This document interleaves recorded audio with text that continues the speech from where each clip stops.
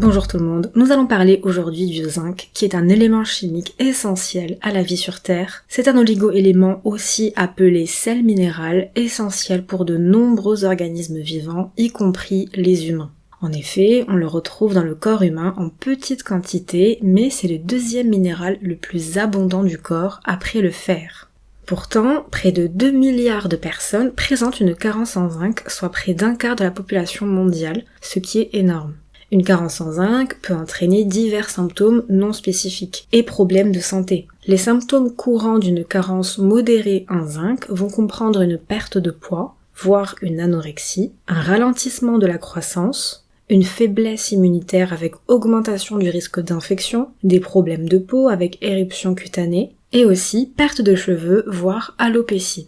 Le corps humain contient environ 2,5 g de zinc qui sont principalement stockés à l'intérieur des cellules et pas dans le sang. C'est pour ça que faire une prise de sang pour doser le zinc n'est pas très utile, car le zinc ne va pas rester dans le sang, il va aller dans les cellules, dans les organes. On le trouve principalement dans la prostate, le foie, le pancréas, les yeux, les glandes surrénales, les muscles, etc. Mais aussi dans la peau, qui contient une quantité significative de zinc. Il joue en effet un rôle important dans la cicatrisation des plaies, la régulation de la production de sébum et la protection contre les radicaux libres. L'apport journalier recommandé en zinc chez les hommes adultes est de 12 mg par jour. Chez les femmes adultes, il est de 10 mg par jour, et chez les femmes enceintes ou allaitantes et les personnes âgées, l'apport doit être augmenté pour passer entre 15 et 23 mg par jour. Le souci, c'est que le zinc n'est pas stocké dans le corps, donc dès que l'apport en zinc est arrêté, il y aura automatiquement un déficit, donc l'apport doit être vraiment journalier. Où est-ce qu'on peut retrouver le zinc? Alors, il est retrouvé dans des aliments comme la viande rouge, les graines, les noix, les légumes verts, et puis les fruits de mer, en particulier les huîtres. Les huîtres étant l'un des aliments les plus concentrés en zinc. Le zinc est essentiel au métabolisme humain et catalyse plus de 100 réactions enzymatiques. Il facilite le repliement des protéines et aide à réguler l'expression des gènes. Mais il est aussi particulièrement important pour la santé de la peau, la cicatrisation des plaies, la fonction immunitaire et le développement cognitif. Nous allons donc voir dans cette vidéo 7 bénéfices qu'il apporte lorsqu'on en a en quantité suffisante. Je pense d'ailleurs faire une série de vidéos sur différents minéraux si ça vous intéresse, comme le fer, le magnésium, mais aussi certaines vitamines comme la vitamine C. Du coup, dites-moi en commentaire si ça vous intéresse. Le zinc est particulièrement important pour les hommes car il est très présent dans la prostate et joue de ce fait un rôle important dans la spermatogénèse et dans la régulation des niveaux de testostérone. La testostérone, c'est une hormone sexuelle essentielle chez les hommes et les femmes, bien qu'elle soit présente à des niveaux beaucoup plus élevés chez les hommes. Le zinc est en fait impliqué dans la production et la régulation de la testostérone. Plusieurs études ont montré une corrélation positive entre des taux adéquats de zinc et des niveaux de testostérone normaux. Du coup, une carence en zinc peut être à l'origine d'une diminution des niveaux de testostérone, mais aussi baisse de libido, voire même d'hypogonadisme où il y a une atrophie testiculaire. Le zinc joue un rôle important pour la santé de la peau. La peau a besoin de zinc car il est impliqué dans divers processus qui contribuent à maintenir une peau saine. Tout d'abord, il permet la régulation de la production du sébum, qui est l'huile naturelle produite par les glandes sébacées de la peau. Des niveaux déséquilibrés de sébum peuvent contribuer à l'apparition de l'acné. Du coup, le zinc peut aider à maintenir un équilibre de sébum, réduisant ainsi les risques d'obstruction des pores et de formation d'acné. Ensuite, le zinc possède des propriétés anti-inflammatoires, ce qui peut aider à réduire l'inflammation de la peau associée à des conditions telles que l'acné, mais aussi l'eczéma et le psoriasis. Il peut aider à apaiser les rougeurs et les irritations cutanées. Un autre point, c'est la cicatrisation de la peau, car il est essentiel pour la régénération et cicatrisation des tissus. Il favorise la production de collagène, qui est une protéine nécessaire à la réparation des tissus cutanés endommagés. Et enfin, le zinc est un antioxydant, qui aide à protéger la peau contre les dommages causés par les radicaux libres. Les radicaux libres, ce sont des molécules instables produites à l'intérieur du corps en réponse à des facteurs tels que l'exposition aux rayons UV du soleil, la pollution, mais aussi le stress. Et ces radicaux libres, ils peuvent endommager les cellules de la peau et contribuer au vieillissement prématuré. Donc le zinc contribue à maintenir une peau saine. Il existe d'ailleurs des produits topiques sous forme de crème à base de zinc qu'on peut s'appliquer sur la peau. Le zinc joue un rôle important dans la fonction musculaire. En effet, les muscles sont très riches en zinc car il permet la croissance et la réparation des muscles, puisqu'il est nécessaire à la synthèse des protéines qui sont les éléments constitutifs des muscles. Du coup, il favorise la production de nouvelles protéines musculaires et aide à reconstruire les tissus musculaires endommagés après l'exercice ou encore les blessures. Le zinc est nécessaire pour le bon fonctionnement des muscles. Il est impliqué dans la transmission des influx nerveux et la contraction musculaire. De ce fait, des niveaux adéquats de zinc peuvent améliorer la force musculaire et l'endurance, ce qui peut être bénéfique pour les performances sportives et l'exercice physique en général. Et puis le zinc joue un rôle dans la régulation des hormones qui influencent la croissance musculaire, notamment la testostérone dont j'ai déjà parlé, et l'insuline qu'on va voir maintenant. En effet, le zinc permet indirectement la régulation de l'insuline. Le zinc est nécessaire pour la synthèse, le stockage et la libération appropriée de l'insuline, puisqu'en fait, le zinc il est présent en grande quantité dans le pancréas, et en particulier dans les cellules bêta du pancréas qui sont responsables de la synthèse et sécrétion de l'insuline. Pour ce faire, en fait, le zinc il va se lier à l'insuline et il va aider à stabiliser sa structure, ce qui va permettre une libération régulée de l'insuline dans la circulation sanguine lorsque cela est nécessaire. Du coup, le zinc joue un rôle important en cas de diabète. Je vous en parle souvent, mais la grande majorité des diabètes de type 2 est causée par une insulinorésistance. L'apport excessif de sucre va nous faire sécréter et consommer beaucoup trop d'insuline jusqu'à créer une résistance.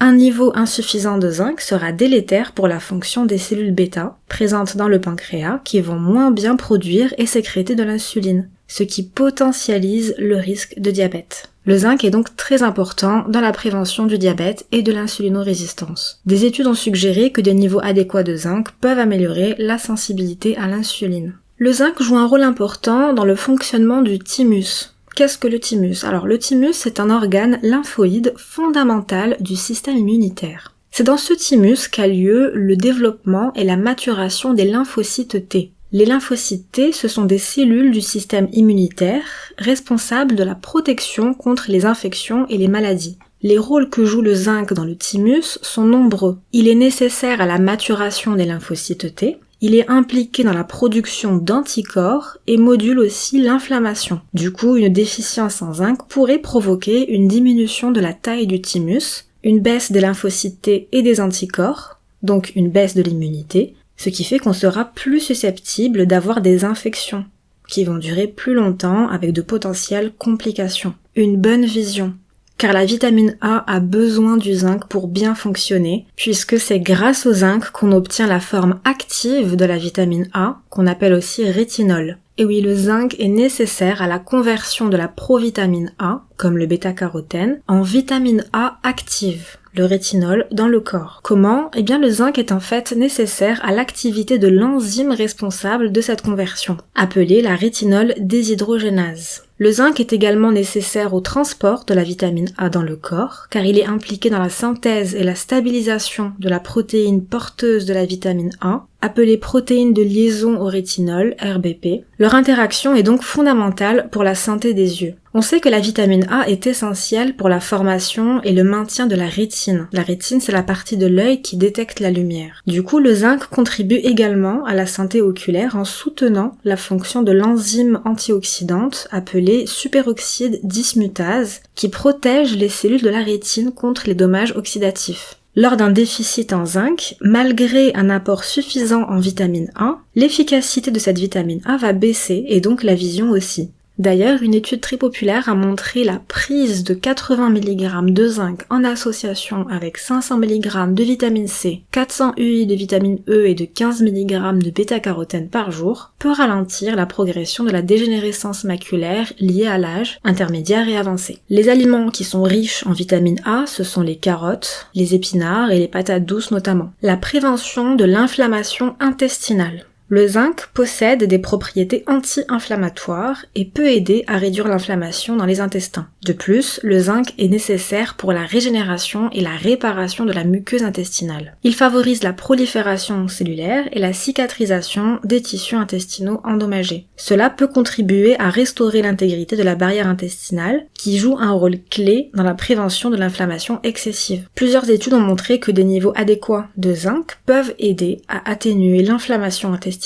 dans des conditions telles que la colite ulcéreuse et la maladie de Crohn, des maladies inflammatoires intestinales très fréquentes. Quelles sont du coup les causes ou origines d'un déficit en zinc, pour essayer de les éviter? Tout d'abord, une alimentation déficiente, c'est-à-dire un apport en zinc qui est insuffisant, vu qu'il doit entièrement être apporté tous les jours par l'alimentation, comme les huîtres, la viande rouge que j'ai cité au début. Mais aussi la malabsorption lors de certaines conditions médicales qui empêchent d'absorber le zinc dans l'intestin, comme la maladie de Crohn ou la maladie cœliaque. Donc même si on en apporte suffisamment, on n'est pas capable de l'absorber comme il faut. Une période de besoin accru, comme durant la grossesse et l'allaitement, qui nécessite qu'on augmente nos apports, mais on ne le fait pas toujours. De même, les personnes atteintes de certaines maladies, telles que le diabète ou les maladies rénales, peuvent avoir des besoins accrus en zinc. Il y a également la consommation excessive de sucre, le stress et cortisol, et du coup le médicament prédnisone qui est un corticoïde. Et justement, les corticoïdes sont une version synthétique du cortisol. Mais également l'alcoolisme chronique, car l'alcool interfère avec l'absorption et le métabolisme du zinc. Et enfin, des maladies génétiques rares, comme la maladie de Wilson, qui peut entraîner une carence en zinc en raison de problèmes métaboliques spécifiques. Il y a également des médicaments qui peuvent abaisser le taux de zinc comme les contraceptifs oraux, les diurétiques thiazidiques, les antiacides et les anticonvulsivants. Donc en cas de prise de ces médicaments, il faut faire bien attention à s'assurer qu'on a un apport suffisant en zinc. Toutefois, à l'inverse, une consommation excessive de zinc peut également être nocive pour la santé. Des niveaux élevés de zinc peuvent entraîner des problèmes gastro-intestinaux, une diminution de l'absorption d'autres nutriments ou minéraux, engendrant d'autres déficits, et même une toxicité à long terme. Il est donc recommandé de maintenir un équilibre adéquat de zinc dans notre alimentation, ni trop ni pas assez, en respectant les recommandations d'apport journalier que je vous ai citées en début de vidéo. Donc en conclusion, le zinc est vraiment très important pour toutes les raisons que je viens de vous citer, et elles sont nombreuses et diverses. Vous trouverez toutes les sources en description si vous voulez en savoir plus et aller plus loin. Dites-moi quel autre minéral vous aimeriez que je traite ou vitamine, mais en tout cas, j'espère que cette vidéo vous a plu.